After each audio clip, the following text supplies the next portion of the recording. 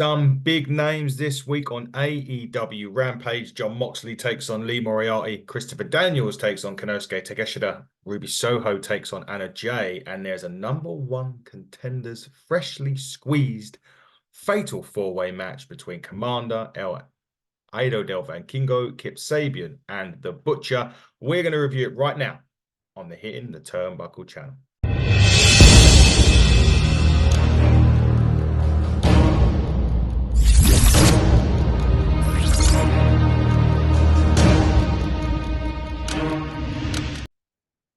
AEW Rampage this week kicked off with Jon Moxley versus Lee Moriarty in what was a really good showing for Lee Moriarty, who actually got the bulk of the offense in this match. Moxley continues, though, to look strong on this. And you know what? He wins it with the rear naked choke. But, big props to Lee Moriarty on this one. AEW is doing a great job at the minute of giving these young guys and girls an opportunity. We've seen it with the Cope Oakland, albeit last week with Suzuki was a bit of a change from the usual proceedings. But he's given those guys an opportunity, and Jon Moxley now seems to be going on that way as well. I'm not sure what the payoff for this for Moxley is, and where he's looking to go. But obviously, he had the Shane Taylor thing as well that was going on. So a good win on this for Moxley. Interested to see where it leads with him, but also very good that they are looking to elevate these younger talent, give them some more time, basically reintroduce a lot of these ones to AEW. I mean, Lee Moriarty was very good on the darks and the elevations, and now Rampage, he seems to be creeping up a little bit. So it will be good to see him, a lot more prominently. And AEW relied on him a lot during those early years. So let's see what happens. But Moxley does win this, was I say, with the sort of bulldog choke. Moxley does look to help Moriarty up afterwards. But actually, Shane Taylor hits him right with an elbow in the jaw. And then both guys stomp Moxley as the bell rings out. Now, part of the feud that was going on away from this was we know that Ruby Soho and Angelo Parker have been dating, not dating. Saraya's been getting in the mix. We saw Harley last week, kind of involve Anna Jay in all of this because she obviously kissed Parker and she blamed on Anna Jay. There was at the back, it was Angela Parker and Anna Jay. Angelo says, "Look, you take on Ruby Soho. I can't be out the ring. I can't be there when you do that. I can't be involved." And he did ask Anna Jay if she had anything to do with Harley kissing him a few weeks ago, and he got a big slap in the face. And Anna actually said, "Look, going forward, it is all about me," and she denies any wrongdoing in that. Eventually, I suppose that storyline will lead to a split with Saraya and Soho. But Anna Jay is someone that's really, again, we've seen bits and then she dies away. We see bits, she dies away. It's important that again, Anna Jay is another one that over the last few years, and especially again when AEW started, she was prominent. She was doing everything. She's been involved in big matches. And if there's a belief in there with Anna Jay, AEW have got to start pushing her a lot more and elevating her up again. I mean, we haven't seen the likes of Britt Baker in a long time. We know Jamie Hayter's coming back soon. We potentially know Mercedes Moné / Sasha Banks will be joining at some point. So it's important that if they want to push Anna Jay, they need to do it ready for when these guys come back. Otherwise, she's going to be off the card again. And we were talking about this recently about the depth in the AEW roster. There's going to come a lot of changes over the next few years. People will leave due to end of contracts and stuff like that because they're not getting the TV time available. Where will they go and what will they do? On the other hand, we obviously don't know at the minute. But Anna Jay, Ruby Soho a bit later on. Konosuke Takeshita versus Christopher Daniels was next. Now, this was barely more than a squash, but a good squash. Daniels is at that age now where he's really just putting over. He's really there to put people over. Did Konosuke Takeshita need to be put over by Christopher Daniels? Probably not. He's a star in the making, but I think with the Kenny Omega thing, the fact that he's injured with diverticulitis and there's no sort of return date on this, it's kind of hampered Takeshida's progress and hampered what they were looking at doing with the Don Callis family, because that's all seemed to have died down a lot recently. I know Chris Jericho is due to, I think, take on Cole Fletcher on Dynamite this week. But yeah, that whole program is on a stop-start kind of process at the minute. We obviously don't know how long Kenny Omega is going to be out for. Look, this match itself, like I said, was a bona fide squash. Takeshita countered the Angel's wings into a double overhook tombstone into the wheelbarrow suplex and then the power drive knee. And Takeshita is winning this match. Now, I've just mentioned that that Jericho will be taking on Cole Fletcher. It was at this particular match that they also challenged Chris Jericho. Takeshita challenged Chris Jericho for a match in 2 weeks' time, and that followed up with Cole Fletcher saying he wants him on Dynamite, which is going to be set. So really looking forward to that. Now we get to this match. We said earlier on that there was this Anna Jay Ruby Soho match. Now Ruby Soho was accompanied by Saraya and Hardy Cameron.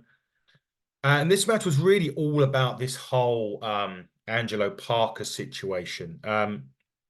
There wasn't really a lot to this other than a few little bits and pieces here and there. Then there was an elbow, and then a finish, which Anna Jay wins because she's putting in. She did do the blockbuster as well, but she screams that she didn't do it before locking in the Queen Slayer and to Ruby Soho to tap. I'm not quite sure if this match. Well, what I'm not quite sure about is should this match have been on Rampage? If it should it have been on there when they've had a bit more time? Because it did feel rushed. It did feel as if it was like quick. Obviously, there was a destination unknown for Ruby as well on that, which got kicked out of. But I do feel that these time constraints on the 1 hour show, when you're trying to tell a story, can sometimes be difficult if you've already had a couple of matches before you, because you are running on that 1 hour slot. So it is difficult. And with a fatal four-way still to come, very difficult position for the women to be in there. But Anna Jay did pick up the victory. She said to Ruby that she had nothing to do with it before locking in and her tapping. So that moves us on to another week. Ruby Soho and Saraya's and Hardy Cameron's plan to get Ruby Soho away from Angelo Parker. We'll see what happens probably next week. I would say, however, that it is good that there is separate storylines going on Rampage. So you do sort of have some follow-on from Dynamite and Collision, but it is also good that there are separate ones. But perhaps in the future, Rampage should have its own set of storylines and let them build, rather than having a few sort of storylines in between some of the more persistent storylines on Dynamite, on Rampage. And they shouldn't always lead, from Dynamite to Rampage, if that makes sense. Kingston, good old Eddie. He was with Rene Dupree, doesn't respect Danielson, wishes him luck against the Nagata. And Kingston actually said on the mic he wants to fight someone he respects on Collision this week. And that man was Willie Mack. That'd be an interesting match. Eddie Kingston, everyone knows we all love Eddie Kingston on this show. He puts his heart and soul into everything. And he really does seem as if he cares. When he gets that mic, everyone listens. That's the type of person Eddie Kingston is. Really looking forward to that match on Collision, actually. Hopefully it will get the time it needs. It's going to be a pretty stacked show, though. So I'm hoping that there's not too much in the way of, quick matches, because that cage match is going to take a while. Danielson and Nagata needs a bit of time as well. I know it's a 2-hour show, but you've just got to be careful. Sometimes, look, and I say this a lot, less is more. Anyway, main event time on Collision. The freshly squeezed fatal four-way match for the winner, who will take on Orange Cassidy on Collision, hence the point I made just a minute ago. This was,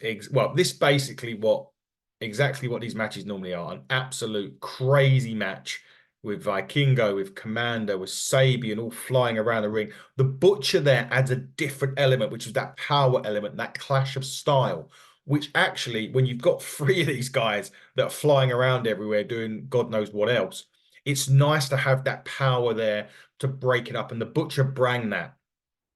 Just that additional element to the match. It wasn't just 4 guys flying around after each other. Really enjoyed this match, and especially because of that added power element. The end of this was a roll-up from Commander. He countered a suplex into a Hurricane Rana, but he did hit his head on the mat when he done so. So I'm hoping that Commander makes it to Collision to face Orange Cassidy. This was a really high-end average episode of, Rampage. It's on par with what we've been getting the last few weeks. There was a few more bigger names on the show this week. What I would say, in its kind of not a negative, but sort of the bad side to it is it did feel very, very rushed. And again, sometimes a bit more time moving a match maybe to next week, or when you don't have, like I said on this, you had the fatal four-way, which took a while. Your first match with Moxley was quite long, and then you've got two matches in between there. Takeshida's, squash was fine, but then you had the Anna Jay Ruby Soho, which actually could have done with a bit more time, because that is feud heavy right now. And those feud heavy ones you need to give the time to. So perhaps they didn't even need a Takeshita Daniels squash, and you could have added that 3, 4, 5 minutes onto the Ruby Soho Anna Jay match, because that's something that's going to follow on next week. Whereas Takeshita, all they really done was that match, and then they set up a match on Dynamite for this week and next week. So I just think sometimes it's about moving things around and giving time to the storyline aspects of this show, rather than just throwing a match on there for the sake of throwing a match on there. Moxley was enough star power. The main event had enough star power. The Anna Jay Ruby Soho bit in the middle could have just had the middle of Collision itself and had 10 minutes. And sometimes that 3, 4, 5 minutes in a match longer makes a bigger difference, because you can help by telling that story. So for me, Rampage gets a 7 out of 10. It was okay. It was, again, really top end average edition. But I just feel sometimes is take away some of the stuff that's really been thrown on it and just concentrate on your storylines and building them. And that would make a better show. But guys, we're going to be back with a Collision review. We're going to be back with CJ Carter interview as we move on to this week when we return home to Ignite Wrestling on Sunday. We're looking forward to it. Shenley Road pretty much sold out for that one. Big shout outs to our sponsors this year: Taylor James, Luna Blue, Adonis Payne, LA Taylor, and Artemis. Congratulations to Artemis for winning the Battle Royal at Sacrifice Pro Wrestling this weekend just gone. And of course, Wednesday, we're sitting down Wednesday night with the TNA Knockouts champions, the Decay. Dave will be overseeing that. He can't wait. We can't wait to have them on. But guys, just keep us on socials. Just follow us, subscribe to us at HTT Buckle on X, Twitter, Hitting the Turnbuckle podcast on all other social media outlets. And as I said before, we'll be back soon with some more reviews and some more interviews. But until then, everybody, buckle down, stay safe.